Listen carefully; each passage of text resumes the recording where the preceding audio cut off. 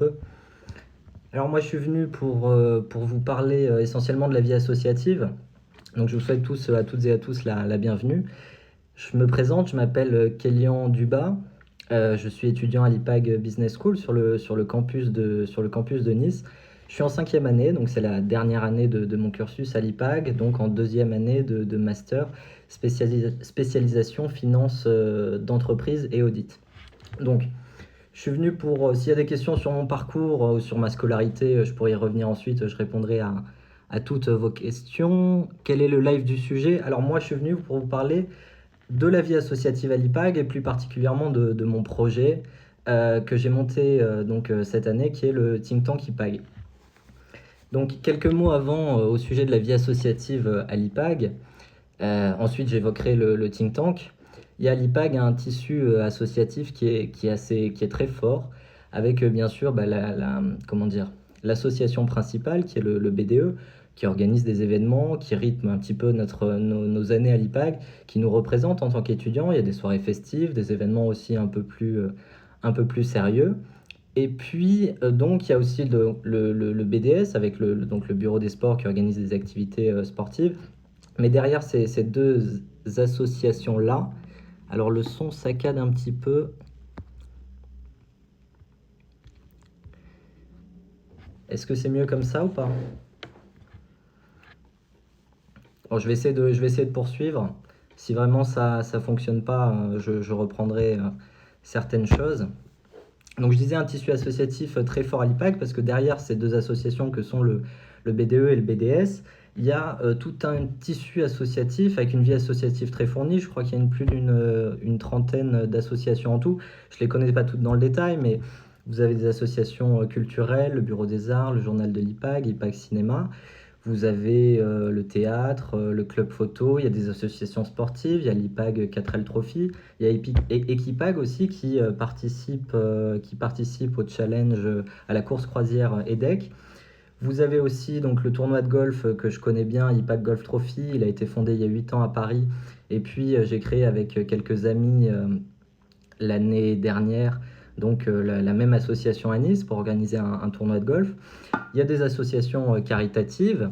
Et puis, il y a des associations qui sont peut-être plus professionnelles. Vous avez le Club Finance, la Junior Conseil qui propose des services aux entreprises. Et puis, donc c'est un petit peu dans cette catégorie-là que s'inscrit le projet de think tank que j'ai monté. Donc, vous voyez un tissu associatif qui est finalement très dense et des associations qui portent, je crois, très profondément des valeurs solidaires. Il y a beaucoup d'entre elles qui organisent à travers leurs événements des collectes pour donner à des personnes dans le besoin, des personnes malades.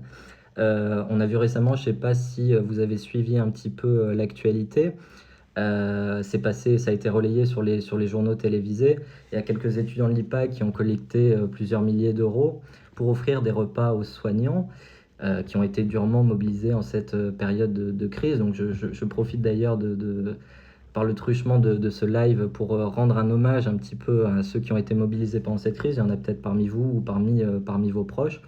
Donc je les remercie très sincèrement au nom des étudiants de l'IPAG. Donc pour en revenir ensuite à notre sujet de départ, je crois que la vie associative, c'est une vraie opportunité que vous pouvez saisir, qui vous permet en fait de faire plusieurs choses importantes. Je crois qu'il y a trois choses vraiment importantes. La première, c'est de vous apporter ce qu'on appelle les soft skills, c'est-à-dire un petit peu toutes les compétences humaines, c'est-à-dire apprendre à construire un projet, apprendre à gérer une équipe, travailler avec des partenaires, ce qui vous sera très utile dans votre vie professionnelle. La seconde, c'est partager, c'est-à-dire partager des passions communes entre étudiants qui ne sont pas forcément des mêmes promos.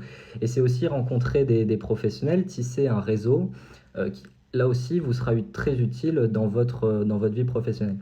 La troisième chose, c'est de pouvoir aussi contribuer en tant qu'étudiant à ce qu'on appelle l'intérêt collectif, en soutenant des causes comme l'environnement, en participant à des projets caritatifs. C'est en fait l'occasion pour un étudiant de se dire je vais m'impliquer, je vais m'engager pour défendre les valeurs que je porte, et cet engagement-là sera valorisé par l'IPAG. Alors c'est pour ces trois raisons-là que je m'adresse aux futurs étudiants et aussi aux étudiants actuels.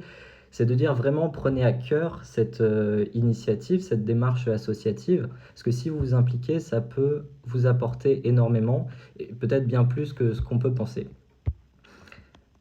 Alors je ne sais pas si si vous m'entendez toujours, si le son est un petit peu revenu. Oui, je vois tout soignant. Ben, c'est exactement ça dont je parlais, M. Marion.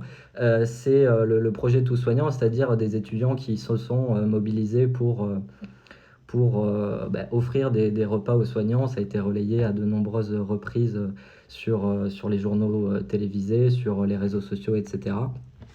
Donc voilà, donc maintenant, sans plus attendre, je vais vous parler de ce qui me tient vraiment à cœur, c'est mon projet de think tank que j'ai créé cette année, entouré d'une dizaine d'étudiants de l'IPAC Business School.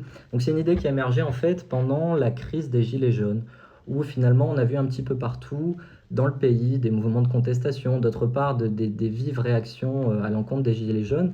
Donc il y avait de vifs échanges, des débats qui étaient un peu partout dans la société, sur les plateaux télé, sur les ronds-points, sur les réseaux sociaux. Et en fait, sans entrer dans l'analyse ou dans un débat pour ou contre, ce qu'on voit derrière en filigrane, derrière cette agitation politique, c'est que notre société, elle est en proie à, je crois, de grands enjeux avec des transformations profondes. Il y a la globalisation, là, ce qu'on appelle la mondialisation, qui engendre aussi des problématiques sociales, culturelles, économiques. Il y a aussi des conflits géopolitiques avec les grandes puissances mondiales. Il y a le terrorisme, il y a la question de la démocratie, du souverainisme, de l'indépendance technologique. Et puis, il y a toutes ces technologies-là qui, comme l'intelligence artificielle, la blockchain, le big data, ce sont des technologies qui vont profondément bouleverser le monde, notre façon de travailler, notre façon d'interagir les uns avec les autres, notre façon d'entreprendre. Et nous serons, je pense très sincèrement, les témoins au XXIe siècle de très grandes évolutions anthropologiques. Et d'ailleurs, la crise actuelle du Covid-19 risque de catalyser un petit peu toutes ces évolutions. Et donc on s'est dit, avec cette équipe que j'ai constituée, il y a des enjeux très forts.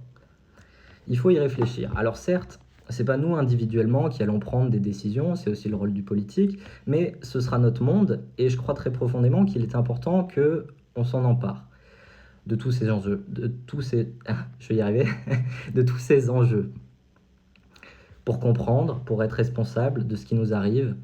Et c'est important parce qu'on sera demain, on sera les citoyens de demain. En tant que futur professionnel, vous étudiants de l'IPAG, vous serez confrontés à ces enjeux-là.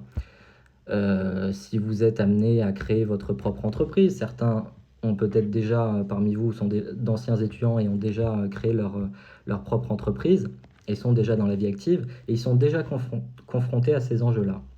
Mais ces enjeux, même s'ils semblent un petit peu abstraits et éloignés de ce qu'on peut imaginer d'une école de commerce, ils sont essentiels. Je vais vous donner quelques exemples. Si vous êtes amené à travailler dans la finance, vous verrez que vous serez amené à suivre énormément l'actualité, à scruter des décisions de la Banque centrale, vous serez énormément confronté aux nouvelles technologies, l'intelligence artificielle dans la finance, ça va devenir un gros sujet, ça l'est déjà. Si vous êtes amené à travailler dans le commerce international, vous verrez que le commerce international, il dépend des relations entre les pays et que les exportations sont sensibles aussi au conflit qu'il peut y avoir entre la Chine, les États-Unis, l'Europe. Donc tous ces enjeux-là se retrouvent un petit peu dans les métiers que vous allez exercer, même en marketing, la réglementation RGPD, l'opinion publique, plein d'enjeux qu'il faudra plus tard maîtriser. Quelle que soit votre position, quel que soit votre domaine d'expertise, vous serez tous impactés par ces questions contemporaines. Donc j'ai eu l'idée de créer un think tank pour permettre aux étudiants de s'emparer de ces questions-là, avec une équipe, je le répète, donc de 10 personnes. Il y a une dizaine d'étudiants qui m'accompagnent dans ce beau projet. J'ai présenté ensuite ce projet à l'IPAG, et ça, je tiens à saluer et à remercier toute l'administration de l'IPAG qui s'est mobilisée autour du projet, qui nous a apporté son soutien financier, son soutien aussi organisationnel.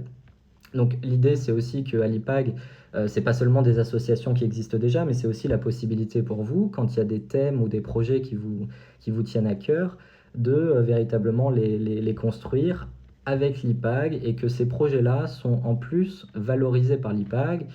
Ça permet de donner des crédits. Enfin, il y a vraiment une valorisation de tous ces projets-là. Alors, en quoi consiste notre association?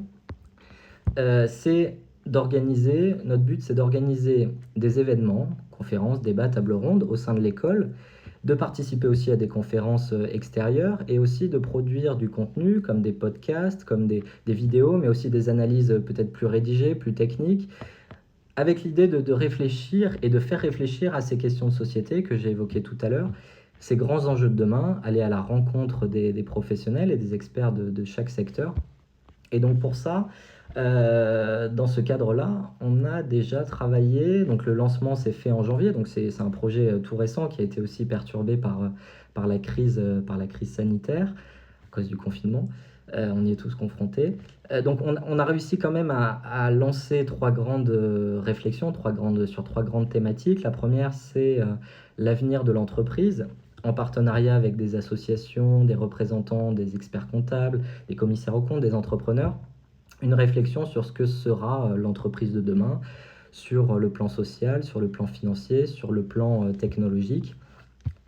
Ensuite, deuxième très gros sujet qui nous a demandé beaucoup de travail et sur lequel on poursuit aussi nos travaux, c'est la politique industrielle de la France et de l'Union européenne. Alors pour ça, dans ce cadre-là, on a travaillé avec des organisateurs de grands séminaires sur la propriété industrielle. Il y a le séminaire Paris Propriété Industrielle qui a lieu qui devait avoir lieu en juin à Paris, qui sera reporté à l'année prochaine. Il y a le séminaire à Munich, l'IP Tech Summit.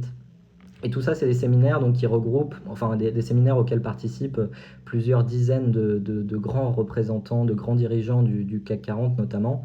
Et on a collaboré avec des experts pour rédiger des travaux qui seront adressés à la Commission européenne et qui feront très certainement l'objet de publications dans la presse.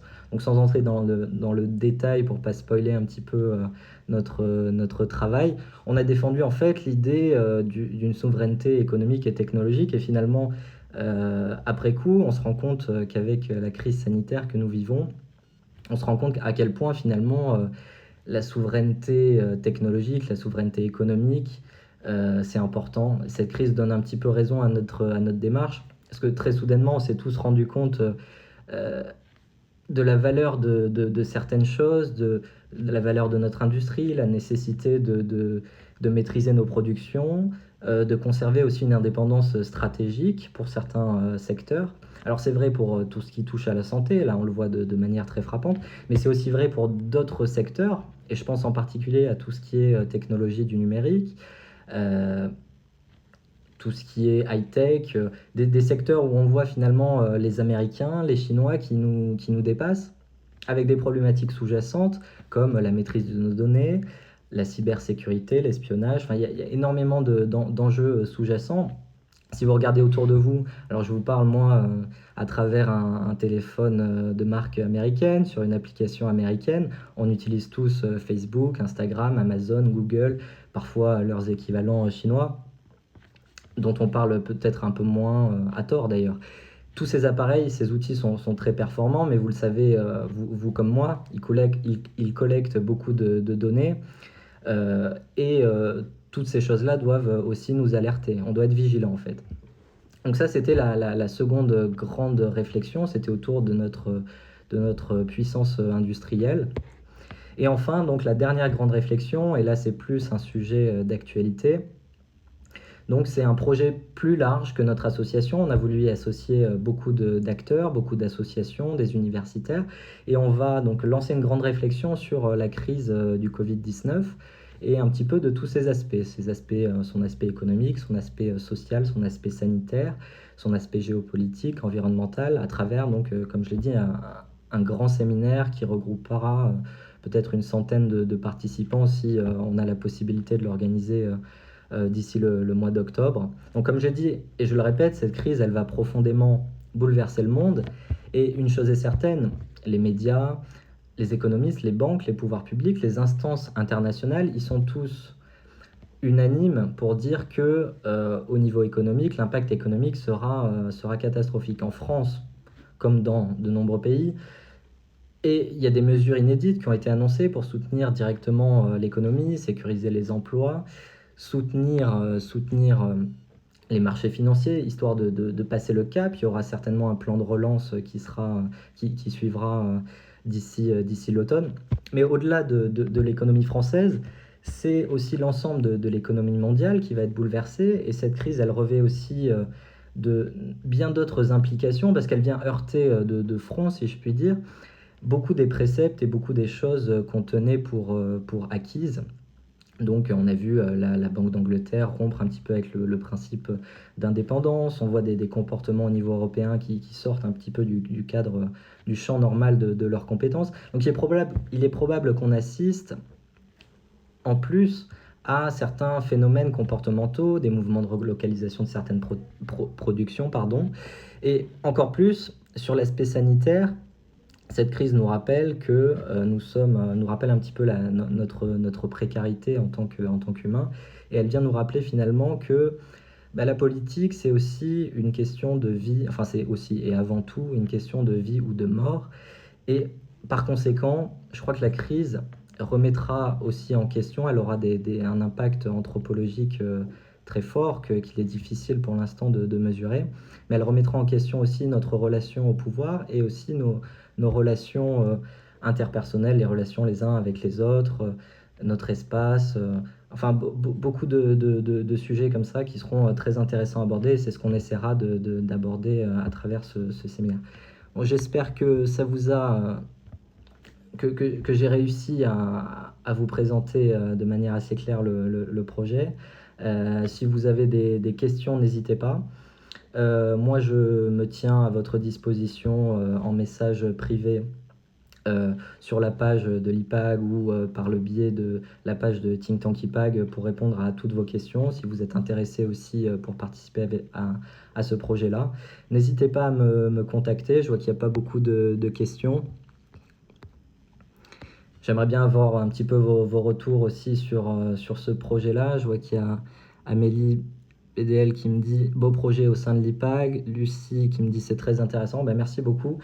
C'est encourageant, on va avoir besoin de soutien. Alors, tu pourras nous parler d'un parcours plus en détail, comment tu gères l'association et les cours de l'IPAG. Alors ça, c'est un sujet, c'est un vrai sujet, parce que la vie associative, c'est beaucoup d'investissement, c'est beaucoup de plaisir aussi, parce que c'est du partage. Il y a beaucoup à en tirer, comme je disais tout à l'heure, mais ça demande du temps. Mais j'ai envie de dire, quand c'est une passion, et bon, c'est une phrase qu'on entend souvent, on est un peu dans les lieux communs, mais quand il y a quelque chose qui nous plaît, on ne considère pas ça comme du travail.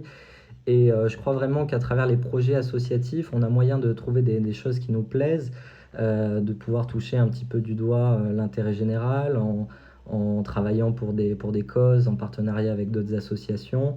Donc honnêtement, ça se fait. Cette année, j'ai réussi à concilier, bon, j'ai pas en fini encore mon mémoire de fin d'études, mais j'ai réussi à concilier à la fois les cours et la création de cette association qui a demandé beaucoup de temps.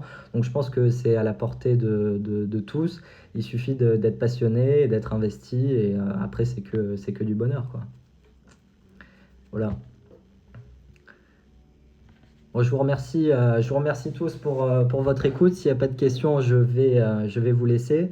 J'espère que le projet vous a plu, et puis nous on continuera et on aura plaisir à échanger avec vous. Quel retour as-tu sur tes 5 années à l'IPAG? Ça, c'est une question en dehors de la vie associative.